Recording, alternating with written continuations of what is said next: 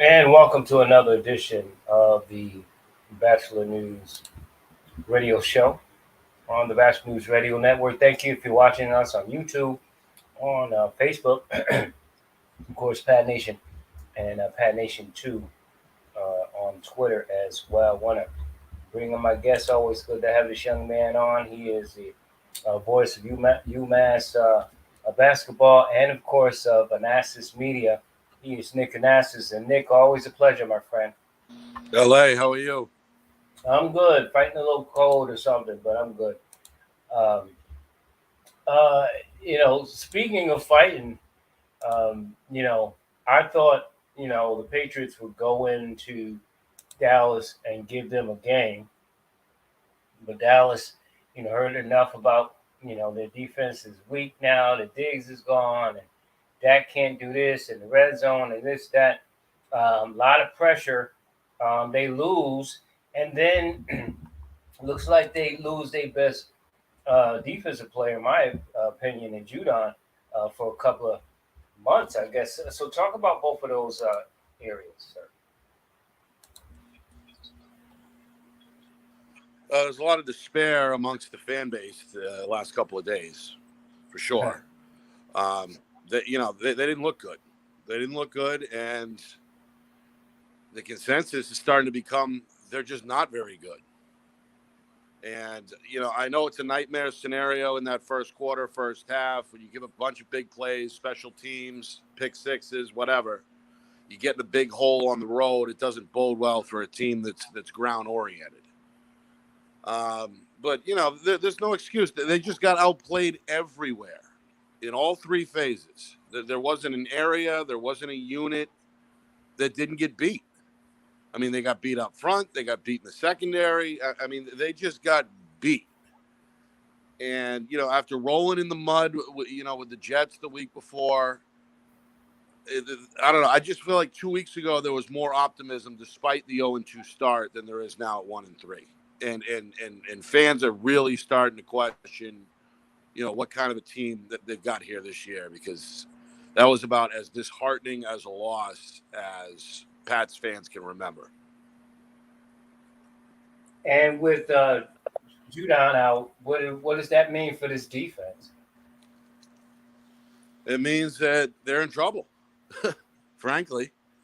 I mean, Uche is next up at that weak linebacker spot. He's played well in stretches. So he's got an opportunity to step up and hold down the fort. But, I don't know. The defense is all right, I think, even without Judon. He is their best player. You nailed that. He is their main source on the pass rush, no doubt. He's versatile. He's a bit of a chess piece as well. He can play the edge, as we know, is about as good as anybody. But, the unit as itself, the secondary is still there. They got to get healthy there. Jonathan Jones being out doesn't help. Gonzalez banged up doesn't help. So it's on the guys, and the mentality under Belichick has been next man up. Well, here we go. Next man up. So can that defense respond is the question. But on paper, they're without question weaker without Judon. Yeah, and just I guess a follow up to that, Nick, is the fans are definitely panning. We'll get to the Celtics, just maybe a little ray of sunshine, but despair. What about management?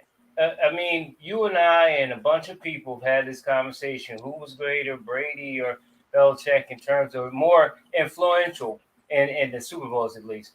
And Brady looked good. I'm riding off in the sunset, so to speak, right, with a couple of titles, and then I mean, and his coach has been really kind of declining to the point now when they go into the season, people are looking at Buffalo all the time, and maybe even in Miami. Yeah, I mean, again, it's a week-to-week league. I mean, they go out and they they put it on the Saints this weekend. They get to 2-3. I think a lot of people calm down a little bit. And as far as when it's all said and done with Belichick, he's got the 6. And that's what people are really going to point to first.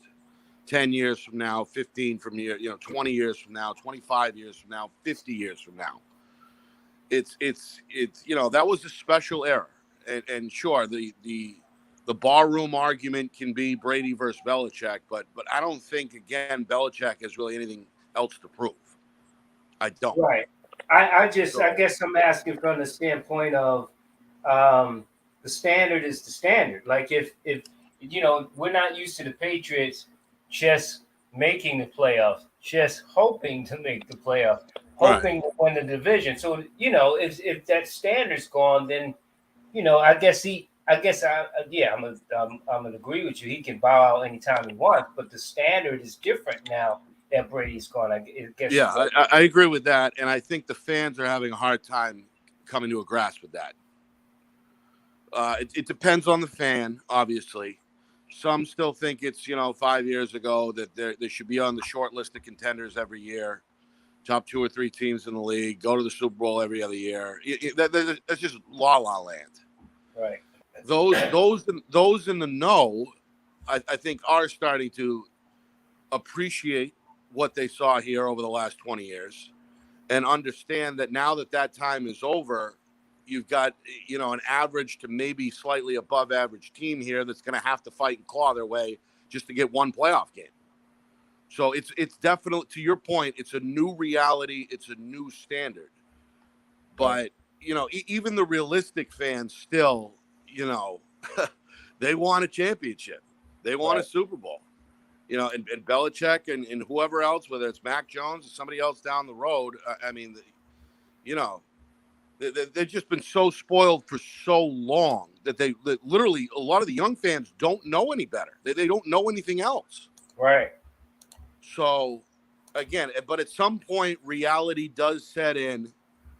And whether it's at the end of this year or a few years from now, or whenever it is, when Belichick retires, the fans are going to have to wake up and say, wow, it's a different world. You're just joining us. We talk with Nick Anastas of Anastas Media on the Batchelor News radio show. Nick, just staying in that division, the matchup of the week, for the most part, people believe, Miami coming into Buffalo, a Miami team that's, come close to the last 2 times, I believe. I don't believe they lost in the playoffs. They lost this time, maybe 3 times in a row at Buffalo. So a lot of people picked Buffalo, but once again, Miami showed, they're not getting blown out. They had some missing assignments and stuff, especially on defense, where they allow Buffalo to kind of do what they wanted to do. But it's just going to go on. This, the vision going to come down to these 2 teams yet again. I think so, and we talked about it 2 weeks ago. I think so. What I took away from that game Sunday was that when the Bills want to show up and take it seriously, then they are that good. I kind of think they walked through opening night and got a wake-up call and have looked lights out the last 3 weeks. Blowing out the Raiders, blowing out the Redskins, whatever. That's not anything to write home about. But to blow out Miami on the heels of a 70-point performance is impressive. Right. And the Bills have had their number, by the way. Right. Quietly, they've had their number.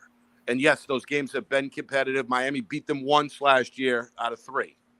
Right. But the Bills have now beaten them 10 out of the last 11.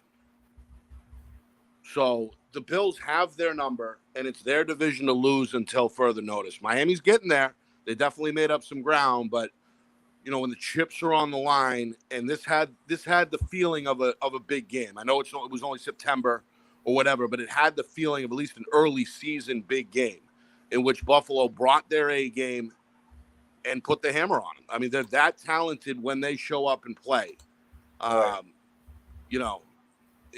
Again in 2023. Yeah, and you're right. That's why I can't figure out Buffalo sometimes, because when you think, oh, they're gonna go in, and destroy this team, and they come up limp sometimes. But right. Real quick, who's your MVP right now after 4 games, a quarter in, MVP of the league? Oh, that's a tough question. I haven't put a lot of thought to that. Allen has to be on the short list, especially after what he did. Um, Jalen Hurts quietly getting it done.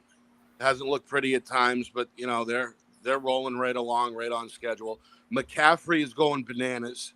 It might be one of those years where a running back gets it if he can stay healthy. I think is his problem. Right. I mean, he's an undersized back, and they're handed it to him 25, 26, 28 times. I don't know. On a 17-game schedule, I don't know if that holds up at 205 pounds. But McCaffrey, at least through a month, yeah, he's on the short list, absolutely, along with Allen and Hurts, and anybody else I'd be willing to listen to. Ask me that question again a month from now, I'll have a much clearer answer. Yeah, I can agree with most of those, and especially McCaffrey, if he keeps trending the way he does, and if he can stay healthy. I always liked him in Carolina, so we'll see. I want to switch to basketball to brighten some Boston fans with, I think, a smart move.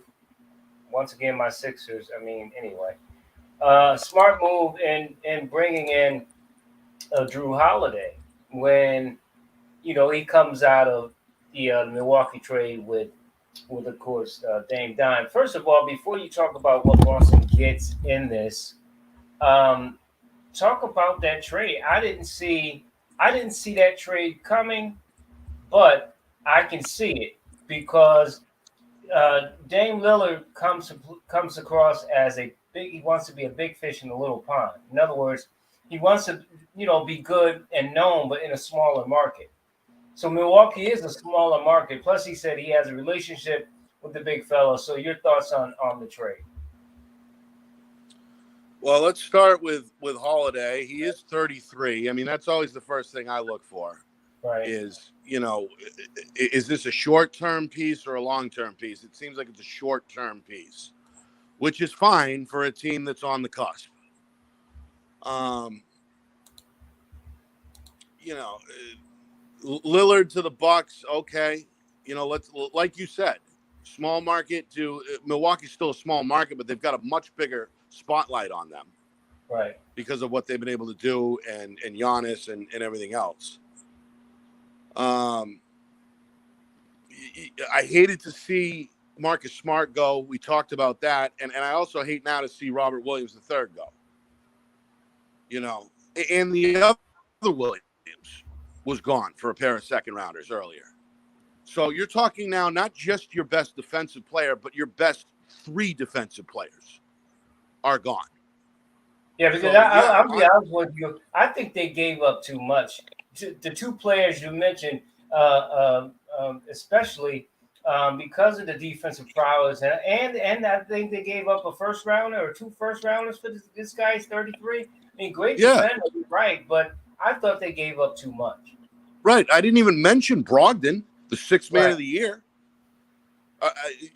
That's what it boils down to. I do kind of like the big guard Holiday. A lot of experience. Can score the basketball at nearly 20 a game last year. He's going to fit right in on the offensive end. But again, you give away depth, you give away rim protection, you give away toughness, both inside and on the perimeter. When you're talking about the two Williams and Brogdon and right, Smart, because you're expecting Porzingis to take the Williams spot and protect, but that's not his game. It really isn't. No, it's not. He's a stretch. He's a stretch four or whatever, stretch five, classic European stretch five. He's big. He's big enough.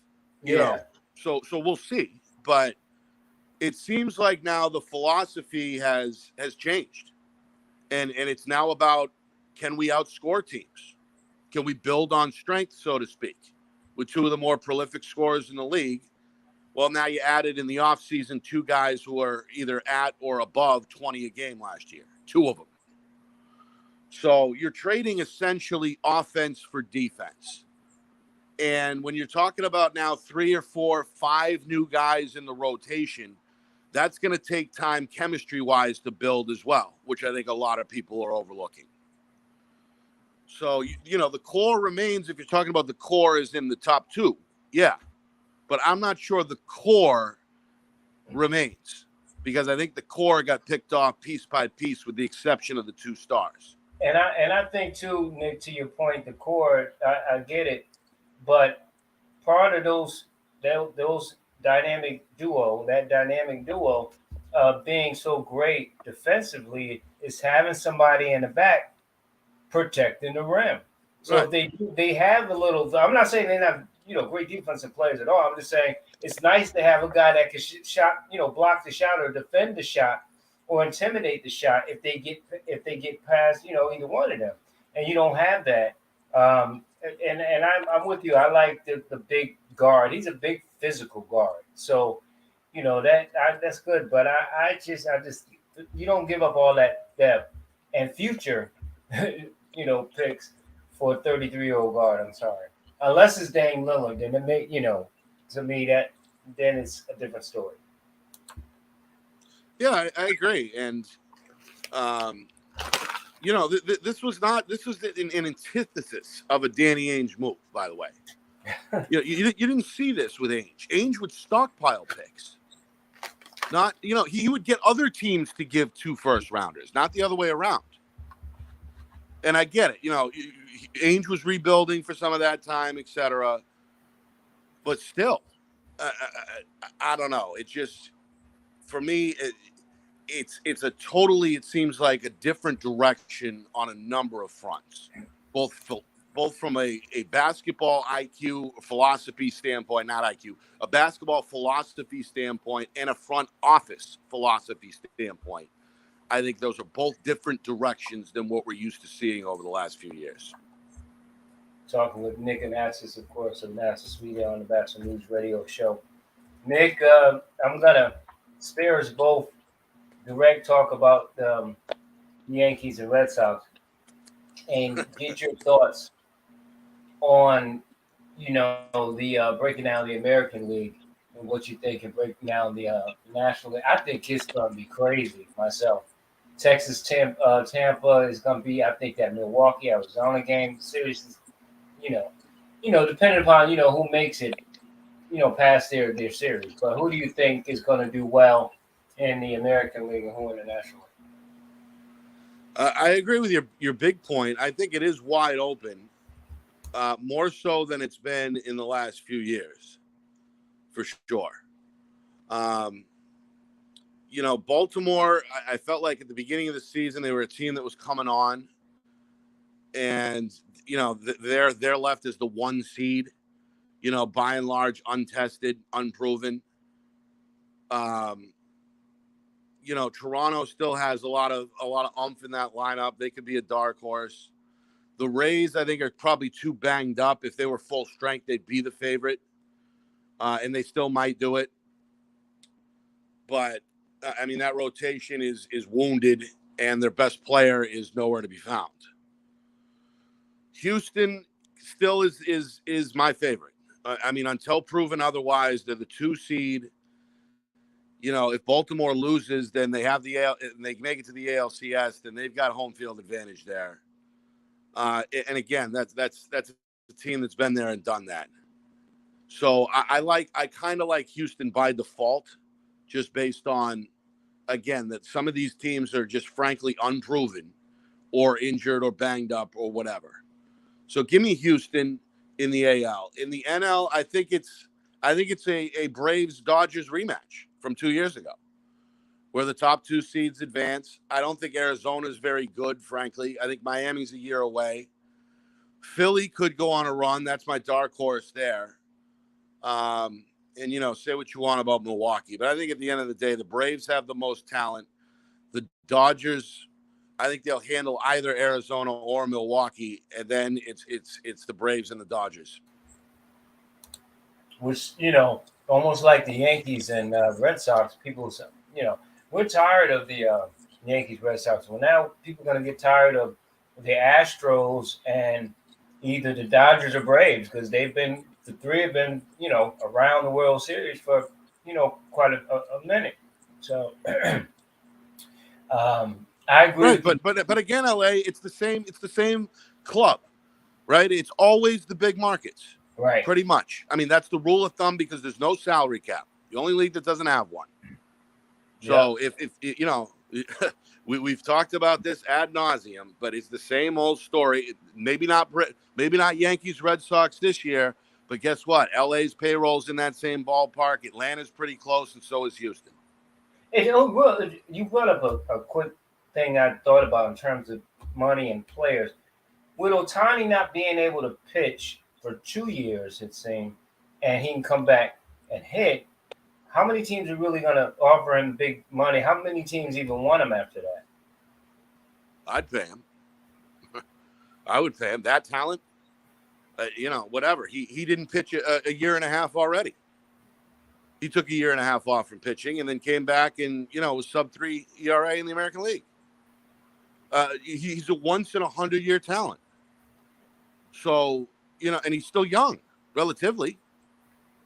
He's on the right side of 30. So if I'm a team that's in that hunt, then I would be probably in the bidding for sure.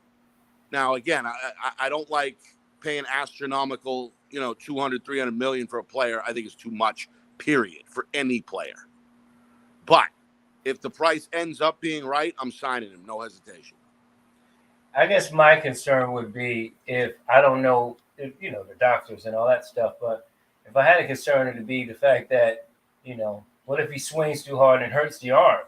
Then you're stuck with no arm and no batter, with a big contract. So I mean, that's I'm not wishing that on anybody, but that would be my thought if I'm a GM or president, I guess.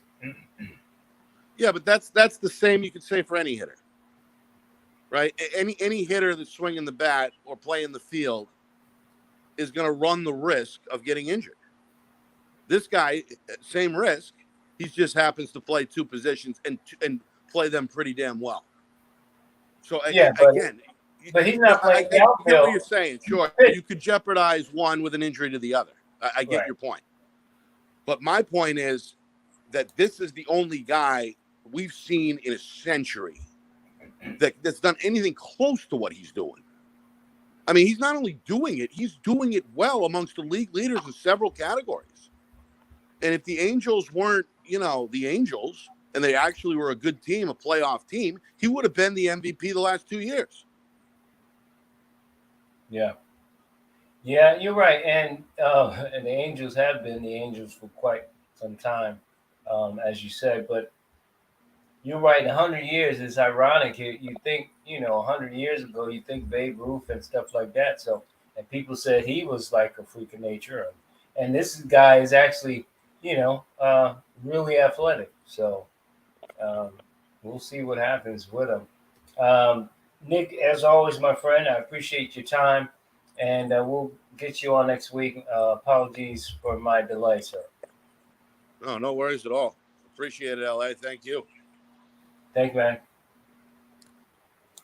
Nick and Nass is always good to have him on. That's it for the show. If you missed any part of our broadcast, make sure you can go to Pan Nation at YouTube, go back to Facebook and watch it.